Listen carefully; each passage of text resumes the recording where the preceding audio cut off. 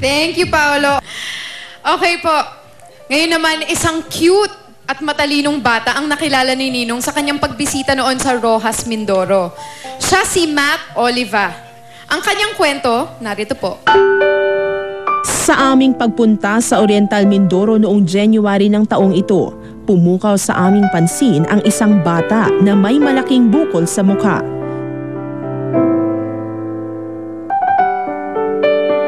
Siya si Matt Myron Oliva, tubong Barangay Roma, Mansalay, Oriental Mindoro, grade 6, at siya ang napipisil na class valedictorian ng kanilang paaralan ng Roma Elementary School. Naging pangarap ko po na maging isang electronics engineer upang matulungan ko po ang aking mga magulang. 3 years old pa lang si Matt nang siya ay tubuan ng bukol sa kaliwang bahagi ng kanyang mukha. At dahil mahirap ang kalagayan ng kanilang pamilya, wala silang sapat na pera upang maipagamot ang lumalaking bukol nito. Si Papa po naman ay nagagarden po sa tubigan po. Ngayon po ay may tanim po sila ng pakwan. Yun lang po, wala rin po kami sariling tubigan. At dahil sa kagustuhan namin na mapawi ang lungkot at bigat na nadarama ni Matt sa kanyang dibdib, nagpasya kaming isama siya para personal na makilala si Ninong Manny. Ano nyo to para ipa-check up natin? Ako na bahala kung may kailangang operahan ang ano nyo tisihin niya. Operahan. Dito muling nabuksan ang pag-asa na masuri ng doktor ang kanyang bukol na 10 taon na niyang iniinda. Agad kaming nakipag-ugnayan sa hospital ng University of Santo Tomas para sa paunang check-up ni Matt. Ang procedure of course is surgical. No? Tatanggalin natin yung bukol. So ang gagawin, ire-resect. Kailangan putulin yung portion ng mandible na pinanggalingan.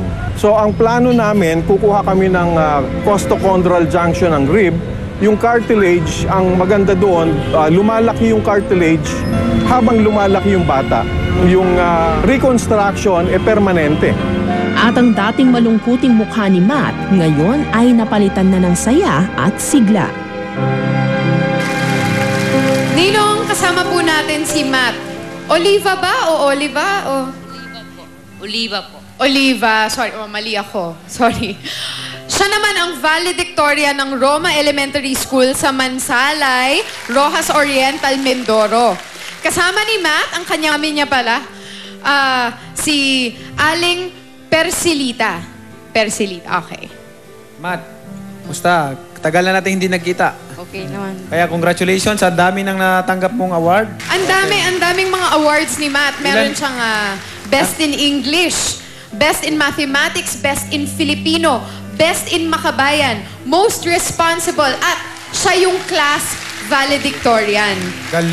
Anim yung mga awards. Saludo ako. Mukhang suot mo yung medal mo at saka yung damit na regalo namin sa'yo. Tama ba? Opo. Thank you Buti ginagamit mo. Yung mga sapatos mo din. Thank you. Kaya huwag kang mag-alala, Matt. Itong bukol mo, ipapa-opera natin, ipa-schedule natin yan sa UST. Thank you po. At saka, ito naman, dahil valedictorian itong si Matt, nag-blow out siya sa kanyang mga classmates at sagot ni Ninong yon. Ayan. Panoorin Thank niyo you po. po. Ayan, panoorin nyo.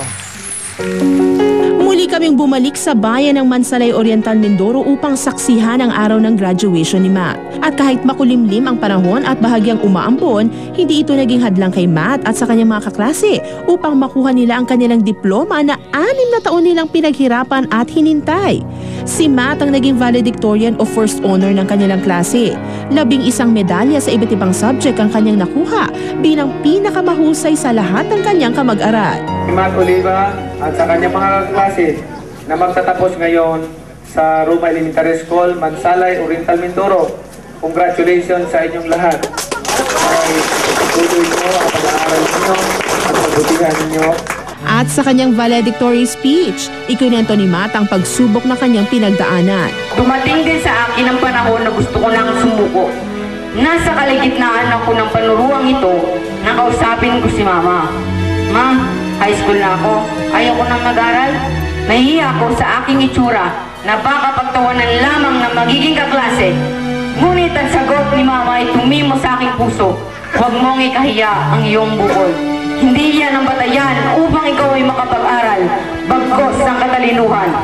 Pinasalamatan din ni Matt ang kanyang mga kaklase na naging mabuti sa kanya at kay Donalyn na siyang naging daan upang siya ay mapansin ng programang Many Many Prizes. Donalyn, huwag kang mag-alala, hindi kita makakalimutan. Sa pagdalaw ng staff ng GMA7, dahil sa sulat mo na ipinadala kay Congressman Manny Pacquiao, hindi lang ako naambunan, kundi inulan pa ng tulong. Inihandog ni Matt ang mga nakamit na karangalan sa kanyang magulang at kay Ninong Manny na siyang nagbigay sa kanya ng bagong pag-asa. Sa matulungin, maawain at mabuting tao na naging daan upang ang aking bukas sa mukha ay maoperahan. Honorable Congressman Manny Pacquiao, hindi pa man po ay taos-puso na po akong nagpapasalamat sa inyong napakahalagang tulong sa akin. Sa pagtatapos ng graduation, isang munting salo-salo ang blowout ni Ninong para sa mga graduate.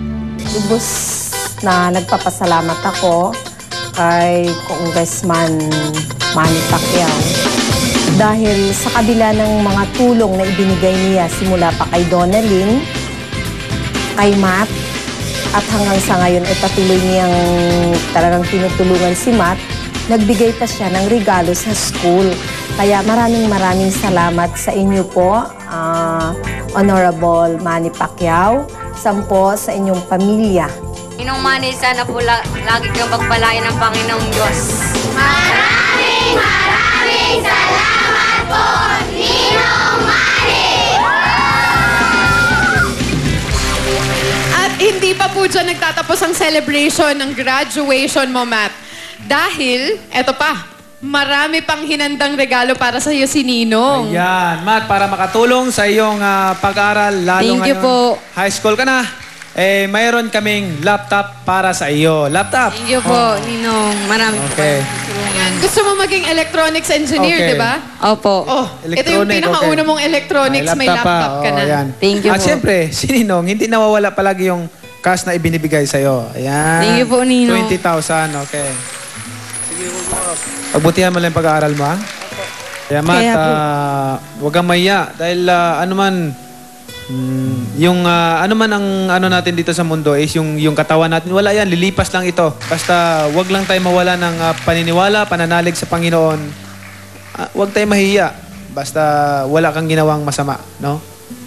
Importante yan. At siyempre, tutulungan kita sa abot aking makakaya at ang Many Prizes na mapaayos yung pag-aaral mo at matanggal ito at i-schedule natin yan sa UST. Kinakausap natin yung doktor para mag-alis niyan. So maraming salamat at galingan mo. At Mami, huwag kayong makalimot magbasa ng Bible, magbasa ng salita ng Panginoon para malaman natin yung katotohanan at huwag kayong makalimot magdasal sa Panginoon para may relationship kayo sa Kanya. So, congratulations, Matt. Pagpatuloy mo yung pagiging top-notcher mo sa school. Proud talaga ako ng mga ganon. Tsaka dahil doon, may isa pang regalo si Ninong. Wala. yung aircon para sa school. Thank you po, Ninong. Meron na, aircon may para sa bagong school. aircon sa school para mas makaka-focus ka talaga dun sa inaaral mo. Thank you po. Ayan. Maraming salamat sa iyo, Matt. Galingan mo sana lalo ang pag-aaral mo. Maraming salamat po sa inyo, Nanay. At saka, Matt, congratulations sa iyo at valedictorian ka.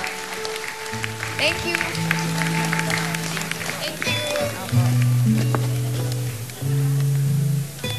Walang ibang mas masaya sa tagumpay ng anak kundi ang mga magulang. Ang kaligayahan ng anak, kaligayahan ng magulang. At ang kabiguan ng mga anak, mas masakit pa para sa mga magulang. Kaya hindi maalis po sa aking isipan na ang panunood ko sa balita nitong linggo tungkol sa bata pong nabaril po at namatay si Ruel Cruz. Ang batang napaslang ng may sumubok na umagaw sa kanyang PSP lang po ang dahilan. PSP lang ang dahilan at nabaril siya at napatay. No? Kasi hinablot yung PSP at hindi niya binigay. Tapos nung hindi binigay niya, binaril siya. Namatay siya. No? Kawawa naman yung magulang at yung bata na marami pang pangarap sa buhay. Ang akin lang sa ating mga magulang, kung ano man ang kalalabasan ng mga anak natin paglaki, kasalanan natin yun. Kailangan palakihin na sila ng tama. Nasa atin yung guidance kasi walang kaalam-alam yung mga bata. Kung kami siguro, bilang Manny Pacquiao, kung ako siguro pinalaki ni Mami D ng pagusto lang sa buhay, kumbaga sa kung anong ginagawa ko, barumbado din kami ngayon. Kaya lang pinalaki kami ng magulang namin na may disiplina, na marunong gumalang sa tao, marunong gumalang sa kapwa, at siyempre magdasal sa Panginoon. Ngayon, ito kami. Hindi kami barumbado. No? Kahit yung mga kapatid ko, may respeto kami sa isa. Ganon kami napalaki ni Mami D. So doon naman sa mga magulang, sana disiplinahin natin ay palakihin natin ng tama ang ating mga anak at turuan natin sila na may takot sa Panginoon. So yun lang. Ako'y nalulungkot doon sa bata, marami pang pangarap. Panoorin po natin to.